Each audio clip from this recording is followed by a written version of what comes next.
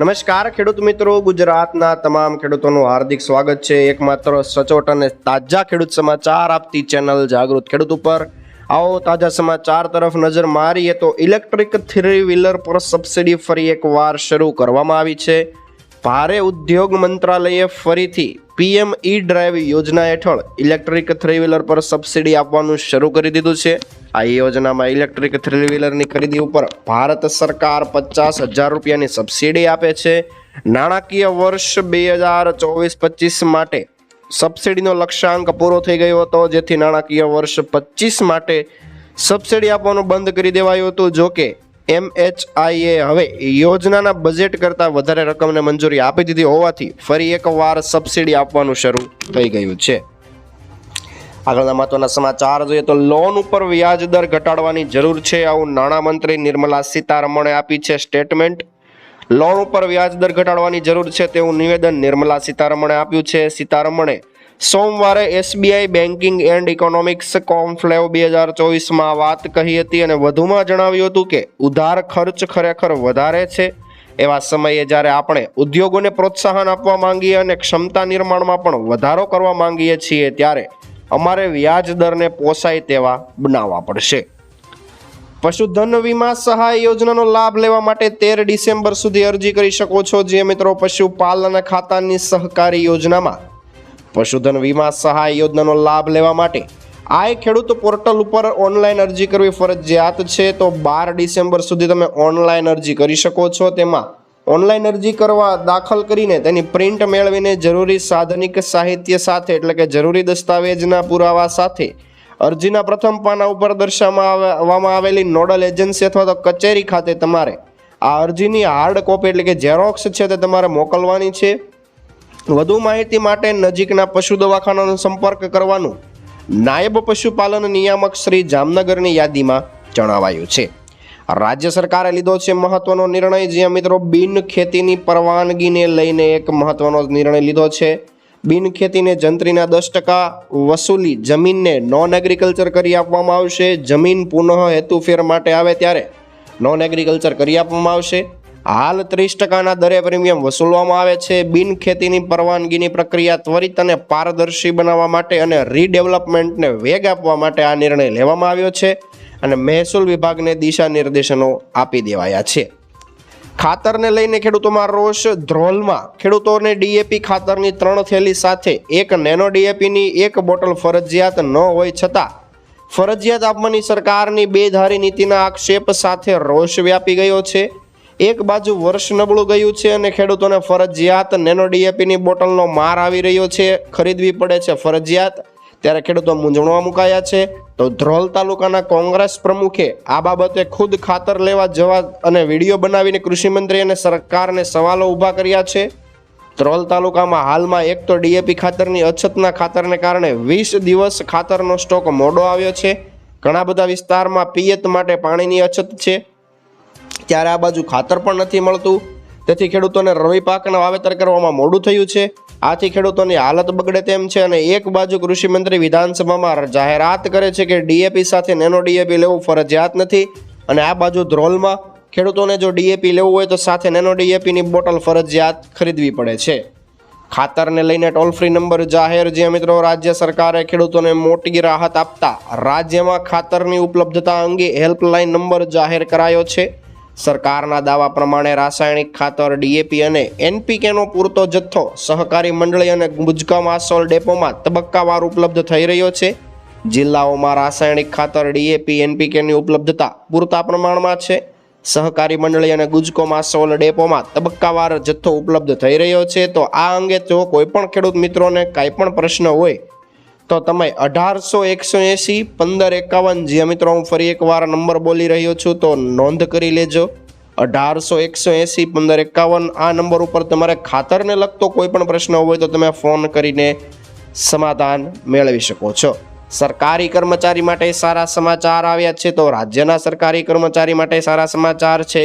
CM Bhupendra પટેલની અધ્યક્ષતામાં મળેલી બેઠકમાં રાજ્યના 60,245 કર્મચારીઓને જૂની પેન્શન યોજનામાં સમાવેશ કરવા માટે નિર્ણય લેવામાં આવ્યો છે. રાજ્ય સરકારના પ્રવક્તા મંત્રી ઋષિકેશ પટેલે આ બાબતે માહિતી આપી હતી. 1/4/2005 તારીખ પહેલા વિવિધ સંવર્ગના ફિક્સ પગારમાં નિમણૂક થયેલા 60,245 જેટલા અધિકારી અને કર્મચારીઓને ઓપીએસનો લાભ આપવામાં આવશે. સોલાર પંપ લગાડવા માટે 90% સબસિડી આવી ગઈ છે. ખેડૂતોને આર્થિક રીતે મદદ થવા માટે સરકાર ખેતરોમાં પંપ સેટ સ્થાપિત કરવા માટે સબસિડીની સુવિધા પૂરી પાડે છે. ત્યારે પીએમ કુસુમ યોજના હેઠળ રાજ્ય સરકાર દ્વારા પંપ સેટ પર સબસિડી આપવામાં આવે છે. અને તમને જણાવી દઈએ કે યોજના હેઠળ રાજ્યના 1400 ખેડૂતોના ખેતરમાં સોલાર પંપ લગાડવામાં આવશે, તેથી પાકને સરળતાથી સિંચાઈ કરી શકે. આ માટે તેમણે વીજળી ઉપર નિર્ભર નહીં રહેવું પડે. વિચારવા જેવી વાત એ છે કે કયા ખેડૂતો હશે કે જેને આ યોજનાનો લાભ મળશે. તો મિત્રો, લગભગ 60% જેટલી સબસિડી રાજ્ય સરકાર દ્વારા આપવામાં આવે છે, પરંતુ ખેડૂતોને સુવિધા ફર્સ્ટ કમ ફર્સ્ટ સર્વિસ એટલે કે વહેલા તે પહેલાના ધોરણે આપવામાં આવશે. આ સુવિધાનો લાભ રાજ્યના નાના અને આર્થિક રીતે નબળા ખેડૂતોને પણ આપવામાં આવશે. અને જે ખેડૂતો પીએમ કુસુમ યોજના માટે અરજી કરી છે તેમને પણ લાભ મળી જવાનો છે. હવે બાળકોના પણ બનશે પાન કાર્ડ. જે મિત્રો, પાન કાર્ડ એક ખૂબ જ મહત્વપૂર્ણ દસ્તાવેજ છે. કોઈ પણ સરકારી કામ કરવાનું હોય કે બેંકમાં ખાતું ખોલાવવા માટે આપણે હંમેશા પાન કાર્ડની જરૂરિયાત રહેતી હોય છે. આવકવેરો ભરવા માટે પણ પાન કાર્ડ જરૂરી છે, પરંતુ તમે વિચારી રહ્યા છો કે પાન કાર્ડ 18 વર્ષ પછી બને છે તો તમે ખોટા છો. પાન કાર્ડ બનાવવા માટે બાળકોના પાન કાર્ડ પણ હવે બની રહ્યા છે. તો માઇનોર પાન કાર્ડ અત્યારે બનાવવામાં આવી રહ્યા છે. માઇનોર પાન કાર્ડ શું છે? વિડીયોને અંત સુધી જોજો, વિગતો મેળવીએ મિત્રો. માઇનોર પાન કાર્ડ ફક્ત 18 વર્ષથી ઓછી ઉંમરના બાળકો માટે બનાવવામાં આવે છે. આવકવેરા વિભાગના જણાવ્યા અનુસાર કોઈ પણ વ્યક્તિ જેની ઉંમર 18 વર્ષથી ઓછી છે તે માઇનોર પાન કાર્ડ બનાવી શકે છે. કાર્ડમાં બાળકની સહી કે ફોટો નથી. એકવાર પાન કાર્ડ બની ગયા બાદ બાળક 18 વર્ષનો થાય ત્યારે તમે તેનું પાન કાર્ડ અપડેટ કરાવી શકો છો. કેવી રીતે અરજી કરવી? તો તમારા બાળક માટે પાન કાર્ડ અરજી કરવા માંગો છો તો તમે ઘર બેઠા કરી શકો છો. આ માટે તમારે સરકારી ઓફિસે જવાની જરૂર નથી. પાન કાર્ડની સત્તાવાર વેબસાઇટ ઉપર જઈને તમે અરજી કરી શકો છો. મગફળીના શ્રી ગણેશ. જે મિત્રો, ચોમાસુ સિઝનમાં મગફળીના થયેલા વાવેતર બાદ સાવરકુંડલા માર્કેટિંગ યાર્ડમાં ધારાસભ્ય મહેશભાઈ કસવાળાની ઉપસ્થિતિમાં ટેકાના ભાવે મગફળીની ખરીદીનો પ્રારંભ કરવામાં આવ્યો હતો. પ્રદેશ યુવા ભાજપના ઉપાધ્યક્ષ મનીષ સંઘાણીએ ખેડૂતોને આવકાર્યા હતા. રાજ્ય સરકાર અને ગુજકો માસોલ દ્વારા મગફળીના 1356 જેટલા ભાવ ખેડૂતોને આપીને વ્યાપક ફાયદો થાય અને સાવરકુંડલા યાર્ડમાં 4000 ખેડૂતોએ રજીસ્ટ્રેશન કરાવ્યા હોય ત્યારે તેમને પૂરતો લાભ મળે તેવી સરકારની ઈચ્છા ખરા અર્થમાં સાબિત થઈ રહી હોવાનું ધારાસભ્ય કસવાળાએ જણાવ્યું હતું. ભારત સરકારની ટેકાના ભાવે મગફળી, સોયાબીન, મગ, અડદની ખરીદીનો પ્રારંભ લાઠી માર્કેટિંગ યાર્ડ ખાતે અમરેલી જિલ્લા સહકારી ખરીદ વેચાણ સંઘ દ્વારા ચેરમેન મનીષ સંઘાણી અને જસખવે સંઘના લિમિટેડ જયંતિભાઈ પાનસુરિયા, લાઠી એપીએમસીના ચેરમેન દકુભાઈ પડસાલાના હસ્તે શ્રીફળ વધેરીને ખેડૂતોના મોં મીઠા કરાવીને પ્રારંભ કરવામાં આવેલો હતો. સખી મંડળ થકી મહિલાઓ મેળવ્યો રોજગાર. સખી મંડળ મોડાસાના દાવલીમાં પંડ્યા ઉર્વશીબેન, પંડ્યા સુરભીબેન 2017થી 10 સભ્યો સાથે શરૂ કરવામાં આવેલું એક સખી મંડળ હતું. તેમાં સભ્યોની માસિક બચત 100 રૂપિયા અને કેશ ક્રેડિટ લોન 1 લાખ, આર્થિક પ્રવૃત્તિ જેવી કે પગ લૂછણિયા, તોરણ, વાંસની કામગીરી કરીને 15 લાખ રૂપિયા જેટલું રોકાણ કરવામાં આવ્યું હતું. અને લાભાર્થીઓએ જણાવ્યું કે સખી મંડળમાં અમારા માટે એક આશીર્વાદ રૂપ થઈ છે. ખેડૂતો માટે કૃષિ મંત્રી રાઘવજીભાઈ પટેલે એક મહત્વની યોજના વિશે માહિતી આપતા જણાવ્યું હતું કે રાજ્યમાં બાગાયતી પાકો માટે કોલ્ડ સ્ટોરેજ વધારવાની દિશામાં રાજ્ય સરકાર દ્વારા નવી યોજના અમલમાં મૂકવામાં આવી છે. યોજના હેઠળ 5000 મેટ્રિક ટનથી મોટા અને મહત્તમ 10,000 મેટ્રિક ટન સુધીના કોલ્ડ સ્ટોરેજ ઊભા કરવા માટે એકમ દીઠ ખર્ચના મહત્તમ 50% અને મહત્તમ ₹97 લાખ સુધીની સહાય આપવામાં આવશે, જે લાભાર્થીઓને ક્રેડિટ લિંક્ડ બેંક સબસિડી તરીકે ચૂકવવામાં આવશે. આ નવી યોજના માટે રાજ્ય સરકાર દ્વારા કુલ 50 કરોડ રૂપિયાની માતબર રકમ ફાળવવામાં આવેલી છે.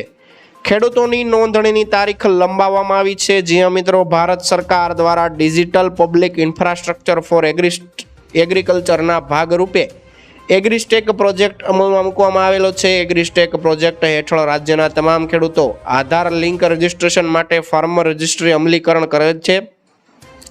15/10/2024થી રાજ્યમાં રજીસ્ટ્રેશનની કામગીરી શરૂ કરવામાં આવેલી હતી. તેમાં રાજ્યમાં ખેડૂતોની નોંધણી 6,30,000 સુધી થઈ ગઈ છે. તો પીએમ કિસાન લાભાર્થીઓની તારીખ 25/11/2024 સુધી રાખવામાં આવેલી હતી. તે મુદ્દત વધારીને 30/11/2024 સુધી લંબાવવામાં આવી છે. તો આ વાત તમે ધ્યાને લેજો. આસપડોશના ખેડૂત મિત્રો હોય તેને આ વાત પહોંચાડી દેજો. ખાતર લેવા માટે 15,000 રૂપિયાની સહાય મળશે. જ્યાં મિત્રો ભારતના પ્રધાનમંત્રી નરેન્દ્રભાઈ મોદી દ્વારા ખેડૂતોના કલ્યાણ માટે ઘણી બધી યોજના બહાર પાડવામાં આવે છે અને ખેડૂતોને સીધો લાભ મળે તેવા હેતુથી પ્રધાનમંત્રી કિસાન સન્માન નિધિ યોજના વગેરે જેવી યોજના બહાર પાડવામાં આવી છે. તો ગુજરાત રાજ્ય સરકાર દ્વારા પણ અનેક યોજના ઓનલાઈન મૂકવામાં આવે છે. પાકને પોતાના વિકાસ માટે અલગ અલગ પ્રકારના પોષક તત્વોની જરૂરિયાત રહેતી હોય છે. તેમાં અમુક પોષક તત્વો જમીનમાં રહેલા હોય તો અમુક પોષક તત્વો મિત્રો ખેડૂતોએ બહારથી ઉમેરવા પડતા હોય છે.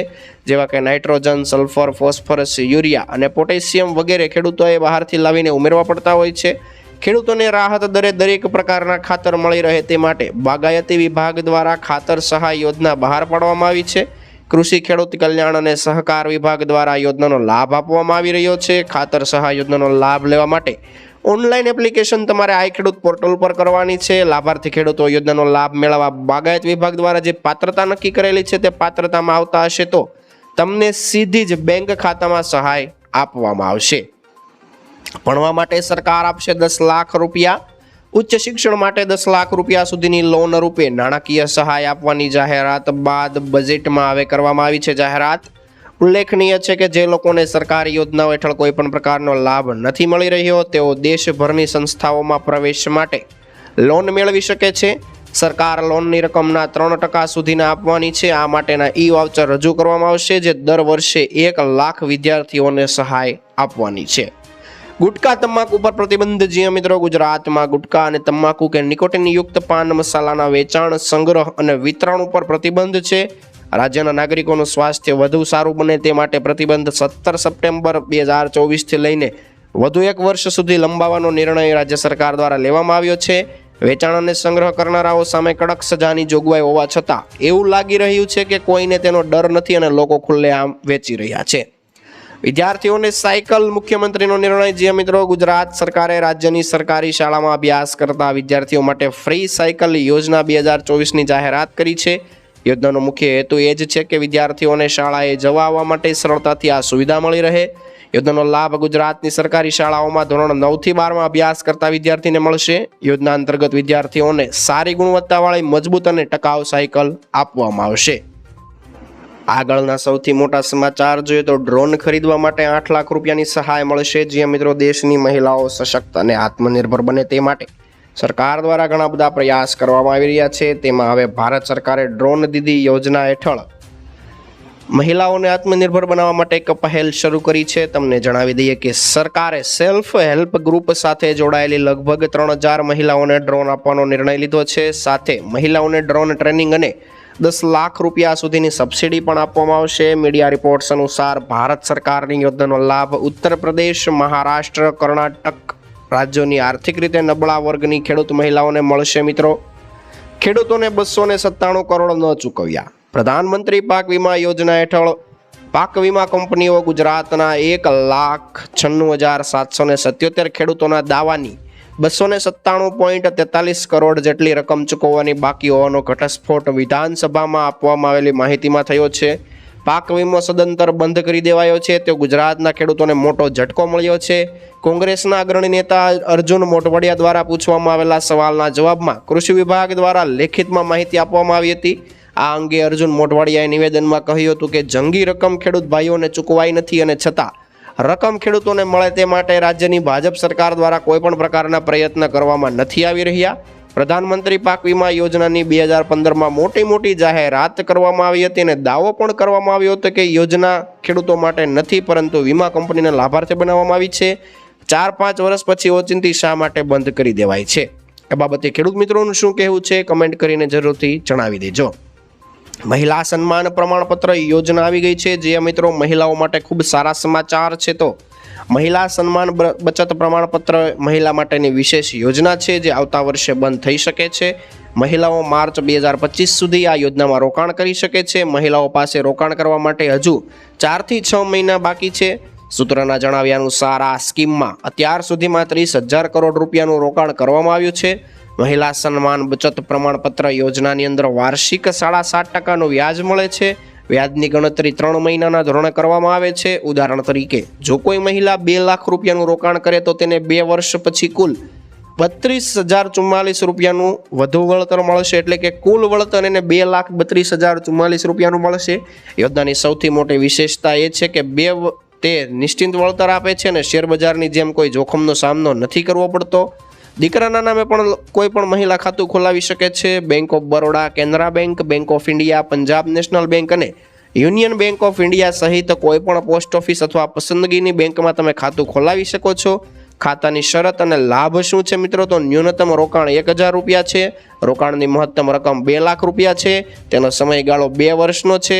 કટોકટી એટલે કે ઇમરજન્સીના કિસ્સામાં ખાતા ખોલાવ્યા બાદ 1 વર્ષ પછી તમે તમારી જે જમા થયેલી રકમ છે તેમાંથી તમે 40% રકમ ઉપાડી શકો છો.